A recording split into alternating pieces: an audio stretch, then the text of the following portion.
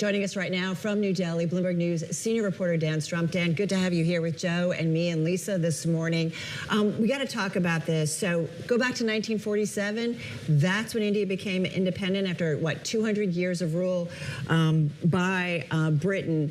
Country is increasingly a force to reckon with. What stood out in this speech from Modi that will get them there? Yeah, so this was very much a forward-looking speech, a speech about India's economy, a speech about India's development.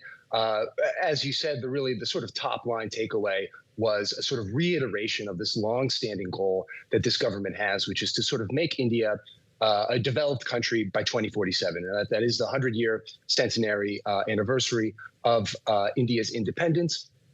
Being a developed country, it's a bit of a term of art, right?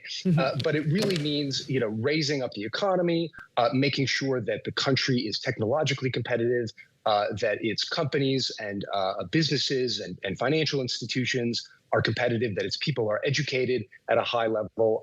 And so that was really the big takeaway from the speech, and some really high level ambitions set out to sort of get there. High level indeed, Dan. The country will have up to 8 more chip plants, he said, in the next 7 to 8 years. That alone is something the United States can't even seem to do. Can they pull it off in India? Well, it is very ambitious, right? And India is already well on its way, actually, in when it comes to the chip industry. I mean, it's primarily a force right now in chip assembly, which is on the lower end of the sort of value chain when it comes to chips. But getting there is a big priority, and it really speaks to this high-level ambition that India has to be a technological force to be reckoned with. So, I mean, it's not just chips, but it's AI, it's 5 nuclear high-tech assembly. That's right. Nuclear power was a big highlight of this speech. Are they as power hungry as we are because of AI development?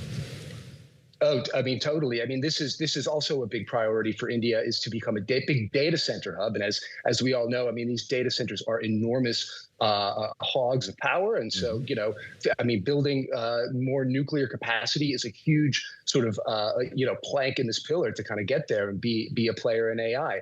And so that goal for nuclear power is actually it's 100 gigawatts, which is 11 times the current capacity in India. But, this is the goal, and that's where they want to get to. Hey, I do think about, though, the youth problems that we see around the world. We certainly see it here in the United States. Folks that can't find jobs come out of with a college education, even those that do not. India has seen also its share of issues. How is it dealing with that? How does it create some programs and policies that actually address that significantly? They've been dealing with some protests recently, not necessarily directly related, but this is certainly an issue for them. Well, no, I mean, it really is quite related, and it tied into some of the high points of today's speech.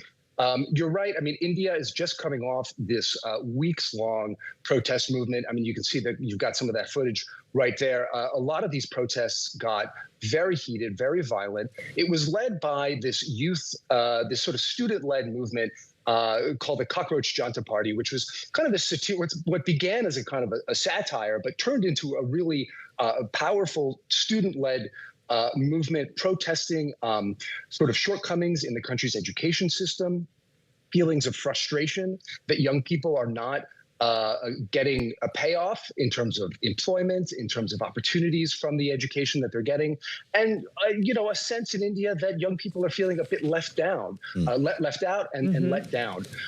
And you do have a real unemployment crisis in India generally, but it's particularly acute among young people. Something like 40% of young graduates in India with a college degree can't find work. And so, that's a real problem, of course, for people's livelihoods, but it's a big political problem for this country as well, because, I mean, we all know that, young people out of work without much to do, this can be a problem for any government. And so this was part of the speech. I mean, Modi does want to address this problem. He has been taking steps to show that he's listening to these young people. There was a major announcement, maybe the biggest announcement from today's speech was this announcement to introduce free free coaching for young people who are taking competitive exams.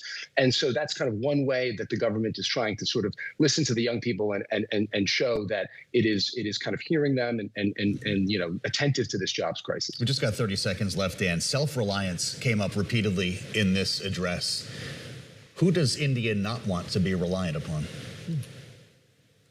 It's a great question, and it's a huge highlight for the government these days. You know, India is a major importer of lots of important goods. It's a huge oil importer. Yep. It's a huge importer of weapons, of defense. It's the world's second largest importer of weapons, in fact. And so it's a big priority for this government to be more self-reliant in these areas, to be more self-reliant in manufacturing, and to overall be a stronger, more self-reliant economy.